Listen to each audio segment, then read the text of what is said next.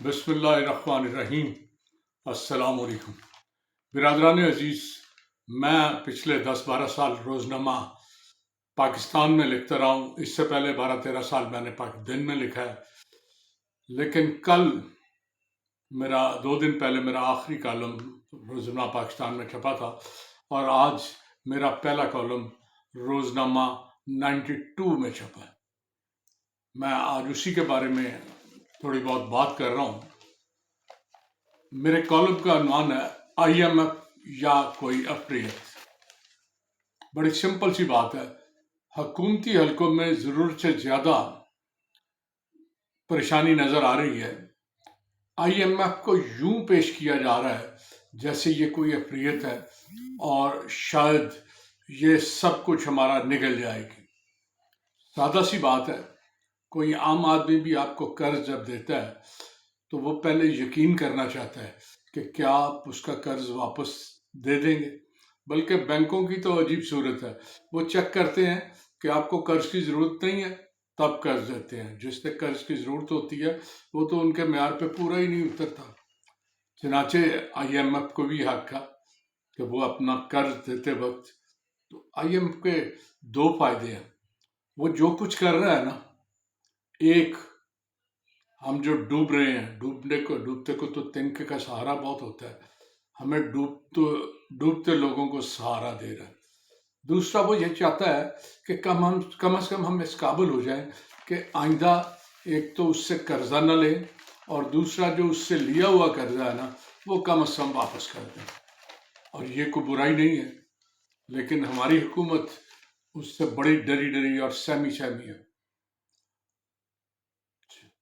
I am F کا ہمیں تو ممنون ہونا چاہیے کہ یہ ہمیں سہارا دے رہے ہیں، ہمیں ڈالر دے رہے ہیں۔ بیوروکریسی ہمارے حکمرانوں کا حال یہ ہے کہ یہ قومی خزانے کو شیر مادر سمجھ کے نا سارا ہضم کر جاتے ہیں۔ بیوروکریسی کوئی کام ایسا نہیں کرتے جس میں وہ کمال نہیں دکھاتی۔ چنانچہ ان کی لوٹ مار روکنا، اگر آئی ایم ایف اس میں کامیاب ہو جاتی ہے تو یہ اس ملک پہ، اس قوم پہ اس کا ایک بہت بڑا احسان عظیم ہوگا۔ آئی ایم ایف نے انرجی سیکٹر میں سرکل ڈیٹ کا اندازہ 1000 ارب لگایا۔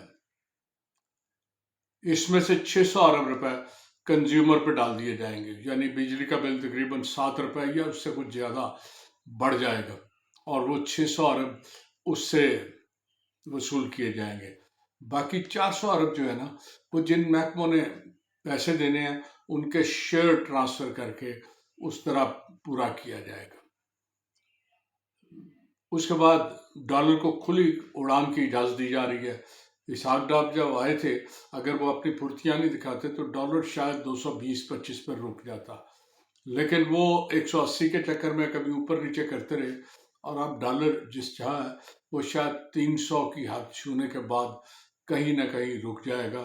بہرحال اسے آزاد کرنے کا فیصلہ ہو گیا ہے۔ سی این جی، پچھلے دور میں ہم نے 2 طرح کے پلانٹ بجلی بنانے کے لیے بنائے۔ ایک وہ جن میں غیر ملکی آر این جی یوز ہوتی تھی، سی این جی کی دوسری شکل ہے، اسے آر این جی کہتے ہیں۔ اور دوسرا ہم نے جو کول پلانٹ لگائے وہ بھی امپورٹڈ کول کے تھے۔ کول ہمارے پاس اپنا بھی تھا، لیکن ہم نے سمجھا کہ غیر ملکی کول شاید بہتر۔ اس وقت ہماری امپورٹ جو ہے اس کا 30% آر این جی اور امپورٹڈ کول پہ خرچ ہو رہا ہے۔ یہ سب سے زیادہ ظلم، سی این جی جو ہمارے ملک میں میرا خیال ہے شاید 1 صدی اور چل سکتی، وہ عملاً ختم ہوتی جا رہی ہے۔ ہم نے غیر ضروری طور پر لوگوں کو چولہے جلانے کے بجائے گیزر، ہیٹر اور پوری طرح استعمال کرنے کے لیے دے دی۔ نتیجہ یہ ہوا، پھر مشرف دور میں جو یہ ٹرانسپورٹ کو دے دی گئی، اس کا نتیجہ یہ ہوا کہ اب ہمارے پاس اب سی این جی کوئی نہیں ہے۔ وہ شاید جو تھوڑی بہت ہے وہ چند دنوں کی مہمان ہے، وہ شاید ہمارا ساتھ چھوڑ دے گی۔ بیوروکریسی برا حال ہے اس کا۔ میں چند ایسے بیوروکریٹس کو جانتا ہوں جو نئے نئے جب انہوں نے جوائن کی تھی، کسی کو 3 سال ہوئے تھے، کسی کو 4 سال، تو وہ 2-4 کروڑ لیے پھرتے تھے کہ کہیں انویسٹ کریں، اور انہوں نے چکر لگائے جا کے انویسٹ کریں۔ اب وہ جو انویسٹمنٹ باہر کر کے آگے تھے یا بیوی بچوں کے نام سے کہیں باہر کی تھی، اس کا کوئی ریکارڈ نہیں ہوتا۔ یہاں گورنمنٹ پوچھتی تھی، وہ بڑا نیٹ کلین بنا کے دیتے تھے کہ صرف اتنے پیسے ہیں، ہمارے پاس تو اس کے علاوہ ہے کچھ نہیں۔ غیر ملکی فنڈ کا نام ہی نہیں لیتے تھے، غیر ملک کے جو بچت تھی اس کو تو شو ہی نہیں کرتے تھے۔ لیکن اب صورتحال یہ ہے کہ آئی ایم ایف نے اسے ٹیک اپ کر لیا، اس نے 17 سے 22 تک سب کے اثاثہ جات پوچھ لیے۔ اب یہ اثاثہ جات جو وہ ڈکلیئر کریں گے نا، تو انہیں غیر ملکی بھی کرنے پڑیں گے، ورنہ آئی ایم ایف کے لیے وہ سارے کھاتے کھلے ہیں، وہ دنیا کی ہر جگہ جو آپ کے نام پہ جائیداد ہے اسے آسانی سے سراغ بھی لگا لیں گے، اور اس سے جو لوٹ مار کا ہمارے پاکستان میں ڈالر شفٹ ہونے کا نظام ہے اور دڑا دڑ لوگ بیوروکریٹ خاص طور پہ لے جا رہے ہیں، وہ کافی حد تک رک جائے گا۔ یہ ایک نیکی کا کام ہے۔ آئی ایم ایف نے اور بھی بہت سی ہم پہ، ہمارے جو خودکار نظام ہے، جیسے بیوروکریٹ کو بھرتی ہو جائے تو پیسے اس کے بعد خود بخود آنا ہے، وہ مانگتا نہیں ہے، خود بخود اس کا شیئر آنا شروع ہو جاتا ہے۔ یہ خودکار نظام جو ہے نا، اس پہ بڑی کاری ضرب لگائی ہے اس وجہ سے۔ آئی ایم نے مطالبہ کیا ہے کہ درآمدات پر پابندیاں فوراً ختم کی جائیں، ایل سی کھولنے کے لیے $4 ارب جو ہے وہ مہیا کیے جائیں، زر مواقع کے ذخائر کو 30 جون تک $16.20 ارب تک لے جایا جائے۔ اس سارے کھیل میں قربانیاں عوام دے رہی ہے، اس امید کے ساتھ کہ اس ملک کا مستقبل محفوظ رہے گا۔ ایک طرف آئی ایم ایف کے فرمان ہے، دوسری طرف اتفاق سے لاہور ہائی کورٹ میں ہمارا کیس لگا ہوا تھا۔ ہائی کورٹ نے کہا کہ آئی ایم ایف جو مرضی کہتی ہے، وہ تو کہتی ہے سبسڈیز ختم کرو، انہوں نے کہا نہیں، 500 یونٹ تک سبسڈی بھی دے دو۔ وہ عوام کی بیچارگی کو دیکھ کے انہوں نے کیا ہے۔ چنانچہ اب بڑی صورتحال عجیب ہے، ایک طرف حکومت آئی ایم ایف سے نپٹ رہی ہے، دوسری طرف ہائی کورٹ کے فیصلے بھی آ رہے ہیں۔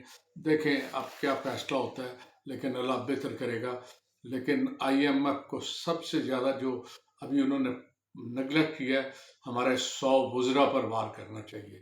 یہ اس قدر لوٹ مار ہے کہ جس کی کوئی حد نہیں۔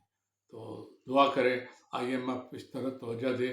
اگر جاپان 10 وزیروں سے پورا ملک چلا سکتا ہے تو ہمارا ملک تو 5-6 وزیروں سے بھی چل سکتا ہے۔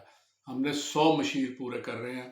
جو فارغ ہے سیاست میں، وہ جاتا ہے شہباز شریف صاحب کو کہتا ہے، وہ مشیر لگا دیتے ہیں۔ مشیر لگانے میں کیا ہوتا ہے، ایک پرائیویٹ سیکٹری دینا پڑتا ہے، ایک گاڑی دینی پڑتی ہے، پیسے دینے پڑتے ہیں، تو خزانہ ہم پہلے ہی لوٹنے بیٹھے ہیں، کیا فرق پڑتا ہے۔